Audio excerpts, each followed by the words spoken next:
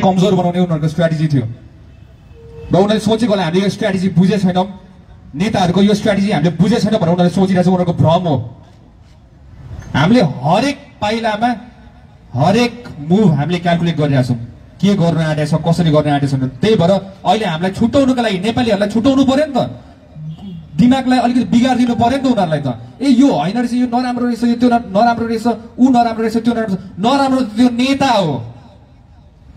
अहिलेको समयसम्म बिगार्ने देश त त्यो नेताहरू हो। र त्यो भोट हाल्ने जुन चाहिँ हामी नागरिकहरू छौँ त्यो हाम्रो पनि गल्ती हो, हाम्रो पनि जिम्मेवारी हो। हामीले बिगारेको भन्नुपर्छ अहिलेसम्म भन्नु पर्दाखेरि, र त्यो मध्येमा एकदम बिग्रेको मान्छे त्यहाँ पुगेको भनेर भन्नुपर्छ।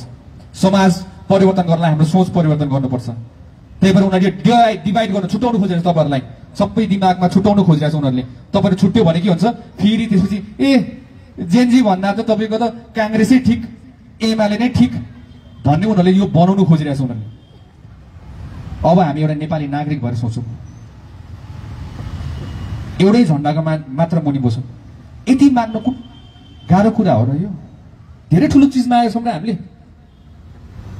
एकदम ठुलो चिजमा आएको हो यो। एउटा झन्डा मुनि बसौँ, देश विकास गरौँ भनेर कि भन्नुपर्ने भ्रष्टाचार गरौँ भनेर भन्नुपर्ने हो, कि मारौँ भाइहरूलाई, कि अर्को शहीद हुनु भनेर भन्नुपर्ने हो। अहिले हामीले तपाईँको हेर्नुहोस् होइन, मिडियाहरूमा के छ, 23 गतेको दिन बिर्सिसकेको छ। मान्छेले सिंहदरा जलायो भनेर छ, सिंहदरा अर्को बनाउन सकिन्छ। त्यो मान्छे एउटा कोख रित्तेको आमाको कोख एकचोटि बनाएर देखाउनु त, मलाई एकजना बनाएर देखाउनु, ल एकजना मेरो भाइलाई देखाउनु। एउटा आमाको कोख रित्तेको कोखलाई तपाईँको फेरि तपाईँको उहाँलाई न्याय दिनलाई उहाँको छोरालाई फेरि जीवित बनाइदिनु त। सिंहदरा त 1000वटा बनाउन सकिन्छ, सिंहदरा 1000वटा बनाउन सक्छ। तर जति करोड दिए पनि, जति अरबदेखि देशै बेचे पनि त्यो एउटा नागरिक तपाईँको जिन्दा हुँदैन। मेरो भाइ बहिनीहरू तपाईँको जसरी शहीद हुनुभएको छ उहाँहरू फेरि फर्केर आउनु हुँदैन। हाम्रो प्रायोरिटी के? हाम्रो प्रायोरिटी के त? प्रायोरिटी त तपाईँको त खासमा हामीलाई गोली हान्ने मान्छेहरूले चाहिँ हामीलाई गोली हान्यो भनेर भन्नुपर्ने हो क्या। सिंहदरा जलाएको सेकेन्डरी कुरा हो, अर्को जलाएको सेकेन्डरी कुरा हो। तर फर्स्टमा गोली हानेको मान्छेहरूको बारेमा कुरा गर्नुपर्ने होइन अहिले हामीले, त्यो कुरा गरौँ, त्यसमा फोकस गरौँ। त्यसपछि सिंहदरा जलाएको को छ उनीहरूलाई पनि समातौँ, हाम्रो इतिहास बर्बाद गर्ने मान्छे उनीहरूलाई पनि समातौँ। र यो जसले हाम्रो देश बिगारेको छ नि, हाम्रो नेताहरूले जसरी तपाईँको भ्रष्टाचार गरेको छ नि, अझै अहिले हामीले त यति धेरै कुरा बुझेछौँ कि हजुरलाई थाहा नै छैन, यति कुरूप रहेछ क्या यो सिंहदरा भनेर छ नि। यो सिंहदरा यति कुरूप रहेछ, यति भ्रष्टाचार, हरेक ठाउँमा लोभ लालच, तपाईँको त्यो पैसा हुन्छ नि। देशको तपाईँलाई सिंहदरामा कुरा हुँदैन त्यहाँ। त्यो सिंहदरा जुन चाहिँ तपाईँहरूले भन्नु भइरहेछ, जल्यो भनेर भन्नु भइरहेछ, त्यो बिल्डिङ हो, त्यहाँभित्र बस्ने मान्छे भने के हुन्छ? त्यो सिंहदरा एउटा खाली एउटा कोठा हो। तर त्यो सिंहदराभित्र तपाईँको के कुरा हुन्छ? कसरी हामी पावरमा आउने, कसरी तपाईँको राज गर्ने, कसरी हामी सत्तामा जाने, कसरी पैसा कमाउने, देश बनाउने कुरै छैन त्यहाँ।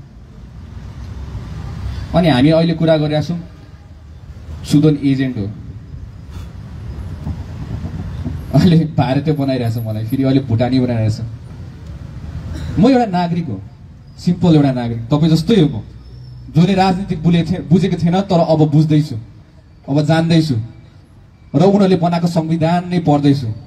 त्यसलाई टेकेर अब हामी हान्छौँ, उनीहरूले सिकाएको पाठलाई हामी सिक्छौँ, र कुनै दिन त्यही उनीहरूले बनाएको नियम कानुन अनुसारमा उनीहरूले भित्र छोड्ने हो। त्यही भएर समय लाग्छ, अलिकति धैर्य धारण गर्नुपर्छ हामी सबैजना मिलेर। अलिकति समय लाग्छ यसमा। किन लाग्छ भनेर भन्नुहुन्छ भने 80 वर्षसम्म बिगारेको छ, कति भद्रगोल बनाएको छ, जलेको भन्दा भित्र यिनीहरू खोक्रो छ, भित्र जलेको छ यिनीहरू। यो कुरा तपाईँले सिंहदरा बाहिरबाट बुझ्नु जरुरत छ। र यो बनाउनु तपाईँको 1 महिनामा डाङडुङ पारेर ल अब देश नयाँ सरकार आयो, अब देश डाङडुङ बनाउने हरेक नेपालीको जिम्मेवारी होइन।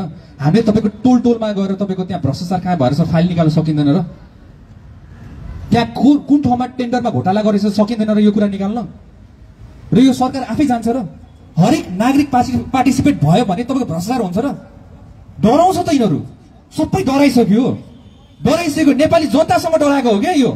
तपाईहरुसँग डराएको कुनै दिन थियो? तपाई भन्नु नेपाली जनतासँग, नेपाली सरकार, नेपाल सरकार डराएको कुन दिन थियो मलाई भन्नुस्? अहिलेसम्म हामी जन्मेर यत्रो ठुलो भइसक्यौं, कुन दिन चाहिँ थियो कि हामी नेपाली जनतासँग डराएको थिएन? यो सबसे ठुलो उपलब्धि हो। नेपालको इतिहासमा पहिलो चोटी डराएको छ सरकार। नेपालको इतिहासमा पहिलो चोटी कर्मचारीहरू डराएका छन् नेपाली जनतासँग। नेपाली जनताले आवाज उठाउनु पाएछ, नेपाली जनताले मन्त्रीलाई तैँले के गरिस् भनेर भन्नु पाएको छ। यो सबसे ठुलो नेपालको उपलब्धि, अहिले हाम्रो आन्दोलनको उपलब्धि, यो जेनजीको उपलब्धि हो।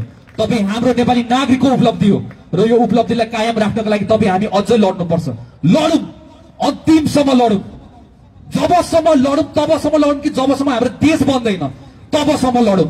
अझै लडौँ, भात नखाउँ, नसुतौँ, तर लडौँ। यही नै हो आखिरी अन्तिम लडाई। यो डु अर डाई हो, आर कि पार हो। त्यही भएर एक अर्कासँग लड्ने काम नगरौँ, युनाइट हुने काम गरौँ। घरको झगडा घरमै राखौँ, छिमेकीमा गएर भारतमा गएर ढ्याङ्ग्रो ठोक्ने काम हामी नगरौँ। त्यही भएर हामीले संविधान जोगाउनु परेको, यो ढ्याङ्ग्रो उतापट्टि ठोकिन्छ कि भनेर। किन त्यो एउटा नेता एउटा नेपाली हो, यो कुरा हामीले